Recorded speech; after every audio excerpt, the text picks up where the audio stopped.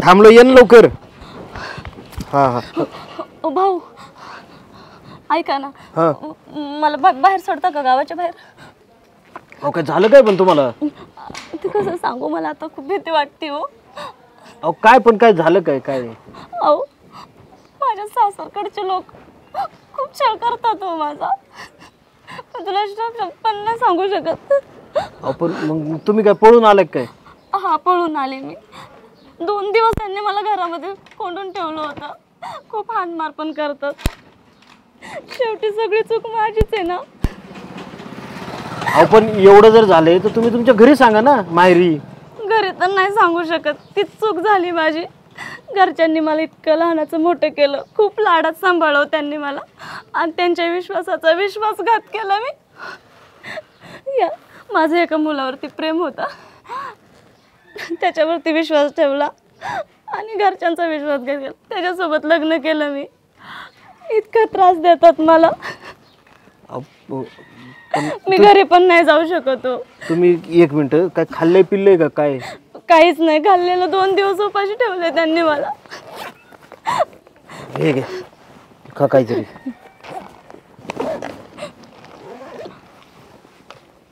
सावकाश कोण नाही काय करत आहे मी इथे. पण तुम्ही अहो कोणाला सांगायचं, आजूबाजूला शेजारी पाजारी कोणाला? अहो तुम्हाला नाही माहिती, ते खूप मोठ्या घरची माणसं आहेत, त्यांच्या विरुद्ध कोणीच नाही काही करू शकत. आणि घरी पण नाही जाऊ शकत. घरचे तर मला त्या दिवशीच म्हणले, ज्या दिवशी या मुलासोबत लग्न झालं त्याच दिवशी तू आमच्यासाठी मेली, परत तुझं तोंडच बघायचं नाही आम्हाला. आणि हे तुम्ही असं कानातलं सोनं नाणं घालून फिरताय, रस्त्यात काय कोणी चोरलं वगैरे पकडलं तुम्हाला? मग अहो खोटं आहे, सगळं सगळं खोटं आहे.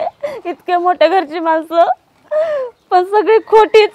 मला आता कळते, मी जर माझ्या घरच्यांचं ऐकलं असतं ना, माझ्यावरती ही वेळ कधीच आली नसती. आता पुढं करणार काय तुम्ही? असं पळून नेमकं जाणार कुठं? मी काय म्हणते, मी ना तुमच्याकडे असेल ते काम करते, काही पण सांगा तुम्ही. आपण माझ्याकडे मी काय काम देणार तुम्हाला? तुम्ही कुठं पण लावून द्या ना मला काम, पण मला घरी नाही जायचं. तिकडं माहेरी तर नाहीच जाऊ शकत, आणि ह्या माणसांपासून मला पिछा सोडवायचा. हे बघा, माझे जोडीदार आहेत MIDCत कामाला, मी त्यांना सांगतो, ते तुम्हाला देतील चांगलं काम बघून. काही पण फक्त तुम्ही आता राहण्याची बिण्याची सोय करायला पाहिजे तुमची.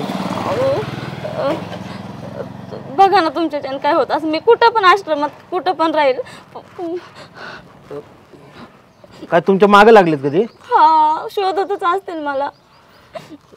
एकदा मी असं त्यांच्या विरुद्ध बोलले होते, घरामध्ये बेल्टनी मारलो मला, सगळ्या अंगावरती ओळ. अहो पण एवढं मारहाण करायचं कारण काय नेमकं? आता त्या मुलाला दुसरी मुलगी आवडली ना, त्यांना असं वाटतं की त्यांना दुसरं लग्न लावून द्यायचंय. आणि तुम्ही लव्ह मॅरेज केलं काय? रजिस्टर वगैरे केलेलं आहे लग्न का तसंच केलं तुम्ही डायरेक्ट फक्त आपलं? अहो मंदिरातच केलं होतं, पण घरच्यांना सांगितलं की रजिस्टर केलंय म्हणून. अहो मग तुमच्या लग्नाचीच जर नोंद नसेल तर काय फायदा? तुम्ही काहीच त्याला कायदेशीर करू शकत नाही. आता लग्न रजिस्टर पण करावं लागतं, नोंदणी करावी लागते अधिकृत. कोर्टात काय पुरावा देणार तुम्ही? फोटो वगैरे तरी काढलेत का लग्नात असे मोठे वगैरे काय? सगळे, पण सगळं त्यांच्याकडे. ते साधा मोबाईल पण नाही माझ्याकडं. अहो मोबाईल पण नाही? एक काम करा, आता तुम्हाला पैसे देऊ का मी थोडेफार? नाही पैसे नको मला हो, मला तुम्ही तिकडे बाहेर सोडा ना. तुम्ही म्हणते ना तुम्ही मला कामाला लावा, कुठं पण मी काम करेन, पण मी तिकडे नाही जाणार हो. प्लीज इथून चला लवकर, मला खूप भीती वाटते. ते मला शोधतच असते. बरं एक काम करतो मी, तुम्हाला ती आमच्या इथं काका काकू आहेत ओळखीचे, चांगले वयस्कर लोक आहेत, माझ्या घरचे पण आहेत, मी त्यांच्या इथं नेतो तुम्हाला. ते तुम्हाला चांगली खोली वगैरे बघून देतील, आणि नंतर बघू मग कामाचं पुढं काय असेल ते तुमचं. चालतंय. पण हे सगळं सांगितलेलं खरं आहे का? अहो सगळं खरंच आहे. आता मी तुम्हाला विश्वास तरी कसा टाकू? नाहीतर उद्या माझ्यावर लाचंड यायचं काहीतरी. पण तुम्ही तरी घरच्यांना सांगायला पाहिजे हो. शेवटी घरच्यांना एक फोन करून बघा, नाही तर माझा फोन घ्या. हे घ्या, घरचे काय म्हणतात ते. घरचे मला ऍक्सेप्टच नाही करणार. जाऊ द्या, चला.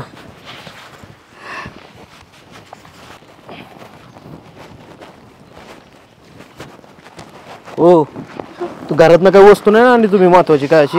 काहीच नाही. बसा.